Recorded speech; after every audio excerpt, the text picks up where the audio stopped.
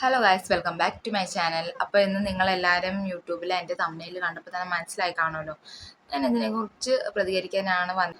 നമ്മുടെ ദാസേട്ടൻ കോഴിക്കോടും അതുപോലെ തന്നെ രേണു സുധയും നല്ല ചുട്ട മറുപടിയായിട്ടാണ് ഈ ഒരു ഇൻ്റർവ്യൂവിൽ വന്നേക്കുന്നത്. അപ്പം നെഗറ്റീവ് കമൻ്റ് ഇടുന്നവരെല്ലാം കുറച്ചൊന്ന് സൂക്ഷിച്ചോണം, ഓക്കെ. അപ്പം എന്തൊക്കെ നെഗറ്റീവ് കമൻ്റാണ് ഇട്ടേക്കുന്നത് അതിനനുസരിച്ചുള്ള നമ്മുടെ രേണു സുധിയുടെയും അതുപോലെ തന്നെ ദാസേട്ടൻ കോഴിക്കോടിൻ്റെയും എന്താണ് അവരുടെ റിയാക്ഷൻ, അതുപോലെ അവരിനി എന്താണ് മുന്നോട്ട് പ്രതികരിക്കാൻ പോകുന്നത് എന്നുള്ള കുറച്ച് കാര്യങ്ങൾ നമുക്കൊന്ന് കണ്ടു നോക്കാം. എന്റെ പേരിലല്ല വീട്, ഒരു 100 അല്ല 100 ഈ വീട് വെച്ച് തന്നെ KHDCയുടെ മെയിൻ ആൾ ഫിറോസിക്ക വരെ ഇതിന് ഒരു പോസ്റ്റ് കൊണ്ടുവന്നിട്ടുണ്ട്. രേണുവിന്റെ അല്ല വീട്, സുധിച്ചേട്ടൻ 2 മക്കളുടെ പേരിലാണ് വീട്. പിന്നെ ഞാൻ എവിടെ ചെന്ന് എങ്ങനെ അടിച്ചിറക്കും ഈ പറയുന്ന നാട്ടുകാർ എനിക്കറിയാമല്ലോ. കുറെ നാളായി ഇത് തന്നെ ഞാൻ കേൾക്കുന്നു. എനിക്കിതിനകത്തൊന്നും പറയാനില്ല, കാരണം തെറി വിളിക്കരുത്, അത് മാത്രം ഞാൻ സഹിക്കുന്നു. കാരണം നിന്റെ ഒക്കെ വീട്ടിൽ വന്ന് നിന്റെ ഒക്കെ വീട്ടിലെ പെണ്ണുങ്ങളെ തെറി വിളിക്കുമ്പോൾ നിനക്ക് മനസ്സിലാവും എന്താ അതിന്റെ.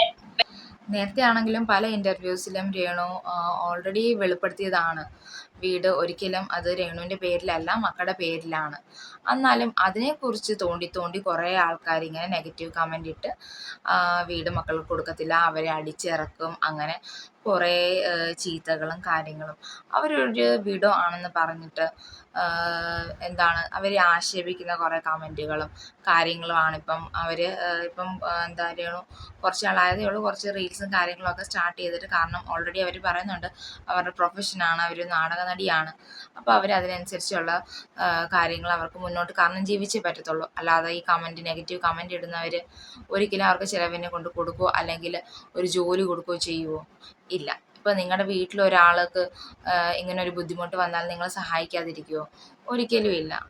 അപ്പോൾ നിങ്ങൾ ഒരാൾക്ക് നെഗറ്റീവ് കമൻ്റ് ഇടുമ്പം ആദ്യം നിങ്ങൾ ആലോചിക്കേണ്ടത് നിങ്ങളെക്കുറിച്ചും നിങ്ങളുടെ വീട്ടുകാരെക്കുറിച്ചും, അല്ലെങ്കിൽ ഇതുപോലെ ഒരവസ്ഥ നിങ്ങളുടെ വീട്ടിൽ ആർക്കെങ്കിലും വരുന്നതാണ് നിങ്ങൾ ആദ്യം ആലോചിക്കേണ്ടത്.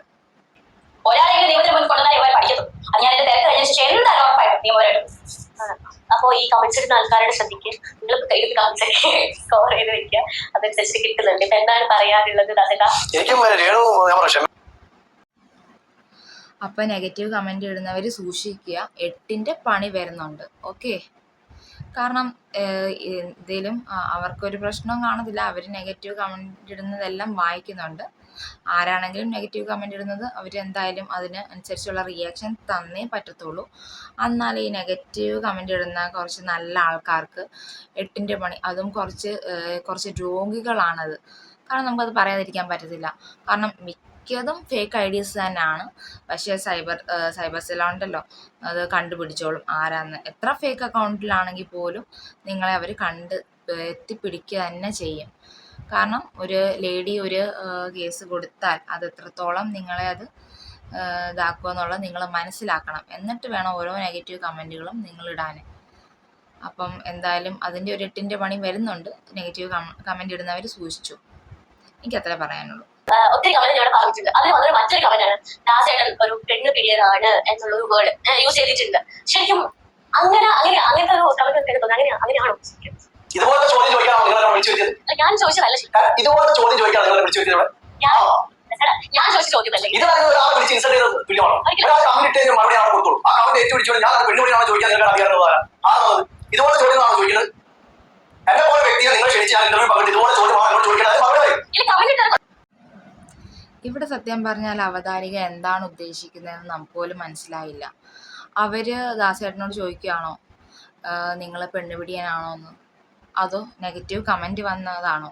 നെഗറ്റീവ് കമൻറ്റ് വന്നത് ചോദിക്കാനാണെങ്കിൽ അത് ഈ ഒരു രീതിയിലാണോ ചോദിക്കേണ്ടത്? നെഗറ്റീവ് കമൻറ്റ് വന്നതിന് എന്താണ് അതിൻ്റെ പ്രതികരണം എന്നുള്ള രീതിയിലാണ് അവതാരിക അവിടെ അവതരിപ്പിക്കേണ്ടത്.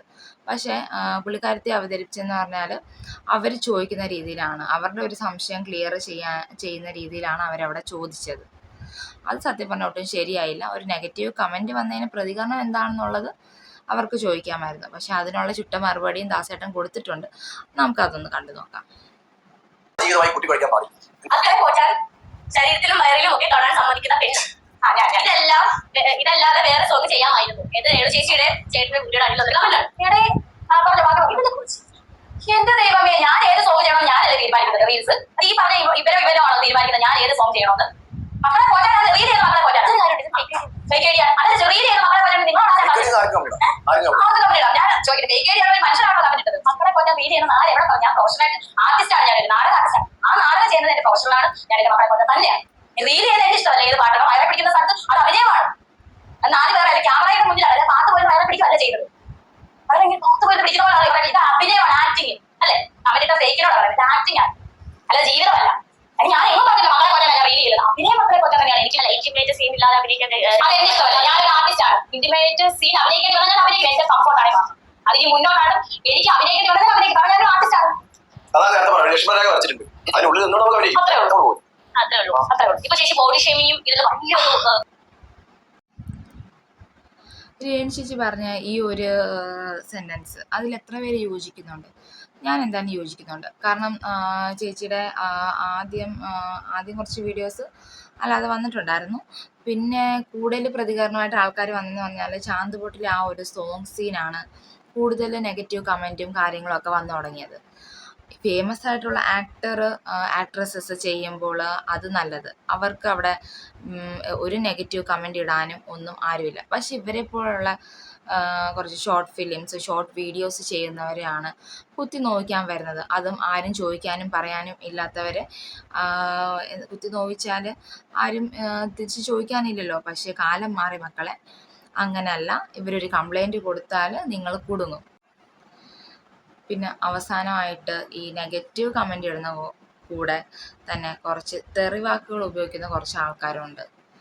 അവരോട് പറയാൻ ഒരു കാര്യമേ ഉള്ളൂ, സൈബർ സെൽ ത്രൂ ആണെങ്കിൽ ആരാണ് ചെയ്തത്, ഫേക്ക് ഐ ഡി ആണെങ്കിൽ പോലും അത് ആരാണ് അത് ചെയ്തതെന്നുള്ളത് കണ്ടുപിടിക്കാൻ പറ്റും. അതുപോലെ തന്നെ അവർക്ക് അതിൻ്റേതായ തക്കതായിട്ടുള്ള ശിക്ഷയും കിട്ടും. അപ്പോൾ ഇതുപോലുള്ള കാര്യങ്ങൾക്ക്, ഈ നിലവാരം ഇല്ലാത്ത കാര്യങ്ങൾക്ക് പോവാതിരിക്കുകയാണ് നല്ലത്. ഈ നെഗറ്റീവ് കമൻറ്റും ചീത്ത വിളിക്കും, നെഗറ്റീവ് കമൻറ്റ് ഓക്കെ, പക്ഷേ ഈ സ്ത്രീകളെ ചീത്ത വിളിക്കുന്ന ആ ഒരു കാര്യമൊക്കെ ഒന്ന് ഒഴിവാക്കിയാൽ നിങ്ങളുടെ ആരോഗ്യത്തിന് തന്നെ ആയിരിക്കും നല്ലത്. അപ്പോൾ ഇതും പറഞ്ഞുകൊണ്ട് ഞാൻ എൻ്റെ വീഡിയോ അവസാനിപ്പിക്കുന്നു. വീഡിയോ ഇഷ്ടപ്പെട്ടെങ്കിൽ ഇവരെ സപ്പോർട്ട് ചെയ്യുന്നവരാണെങ്കിൽ ഒന്ന് ലൈക്കും കമൻറ്റും ഷെയറും അതുപോലെ തന്നെ ചാനലൊന്ന് സബ്സ്ക്രൈബ് ചെയ്യാനും മറക്കരുത്. അപ്പോൾ അടുത്ത വീഡിയോ കൊണ്ട് വരുന്നതായിരിക്കും. എല്ലാവർക്കും ടാറ്റാ ബൈ, ടേക്ക് കെയർ.